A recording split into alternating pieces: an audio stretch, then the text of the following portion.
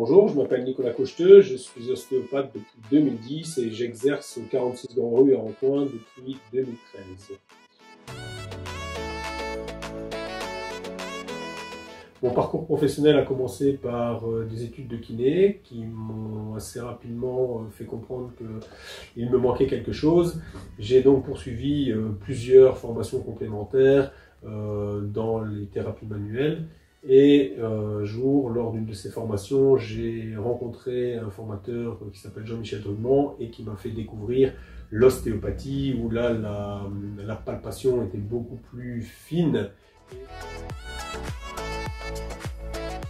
Et ça a été comme un déclic pour moi. Ça m'a vraiment fait comprendre que c'était ça que je voulais faire. Et j'ai donc suivi mon cursus de 5 ans après mes années de kiné à l'IAO, à Louvain-la-Neuve, et ensuite à l'IFBO à Béziers.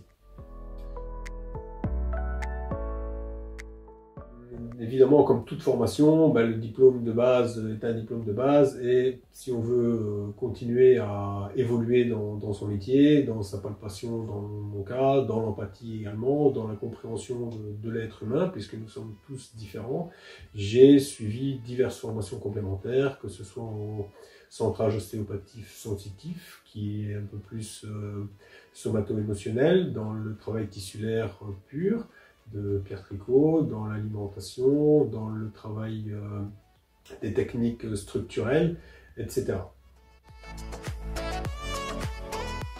L'ostéopathie, c'est plus qu'une simple habilité technique. C'est un savoir-faire, un art qui est basé sur une philosophie, puisque nous rentrons en communication avec les tissus du patient.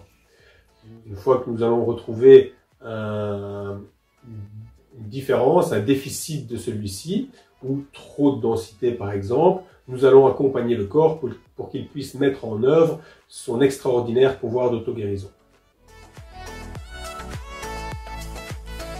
L'ostéopathie s'adresse à un très grand nombre de personnes. Ça peut être le nourrisson, comme la femme enceinte, le sportif, la personne âgée ou n'importe qui, à partir du moment où le problème pour lequel vous venez consulter n'est pas un problème structurel ou de grosse pathologie type cancer, etc. On doit vraiment s'adapter en fonction du patient. Il y a évidemment plusieurs types de patients. On pourrait parler de patients qui sont plutôt poètes, des patients plutôt type sportif, des patients qui sont plutôt de type rigide, etc. Et évidemment, on doit au travers de l'anamnèse ou à travers la palpation, puisque la main n'est qu'une interface et que c'est à travers de notre être, entre guillemets, autour de notre cœur et des points d'appui de la main, qu'on va essayer de retrouver l'énergie, l'être du patient pour pouvoir utiliser les techniques qui sont vraiment adaptées à ce qu'il vient de chercher.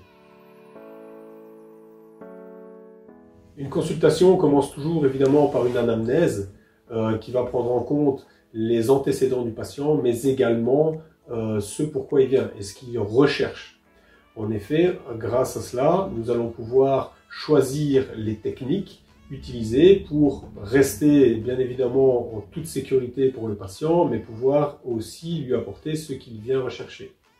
Une personne qui viendra pour un problème dû à un stress émotionnel, on ne va pas le traiter de la même manière qu'un sportif qui aura pris un coup ou qui aura chuté et qui voudra absolument réaliser sa compétition le lendemain ou le surlendemain de la compétition, de la consultation. Suivi par la phase de traitement et se terminera par quelques conseils de la vie quotidienne pour que le traitement puisse se prolonger au fur et à mesure des jours qui vont suivre la consultation. L'ostéopathie est une commode qui a de multiples tiroirs.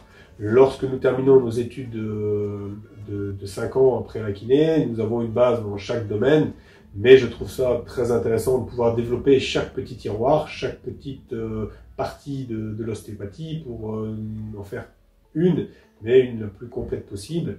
Depuis que je suis diplômé, chaque année, j'ai suivi des formations complémentaires pour pouvoir développer chacune d'elles. Et de mon projet professionnel, c'est d'essayer de maîtriser un maximum chaque petit tiroir. Et donc, je vais continuer à suivre des formations complémentaires dans les autres domaines que je n'ai pas encore pu explorer plus profondément, afin de pouvoir continuer à aider un maximum de personnes. Au sein du cabinet, je propose aussi la location d'un bureau où je travaille avec une logopède, orthophoniste pour mes amis français, et une psychologue qui pourra aussi être complémentaire à notre travail. J'espère que j'ai pu vous éclairer un petit peu plus sur l'ostéopathie. Si vous avez toutefois encore quelques questions, n'hésitez pas à aller sur mon site internet www.coacheteux.be. Vous pouvez également prendre rendez-vous directement sur celui-ci. Si vous avez déjà bénéficié des bienfaits de l'ostéopathie, n'hésitez pas à en parler autour de vous, à aller sur ma page Facebook, Nicolas Coacheteux Ostéopathe, ainsi que sur mon compte Instagram, nicolas.coacheteux.ostéopathe.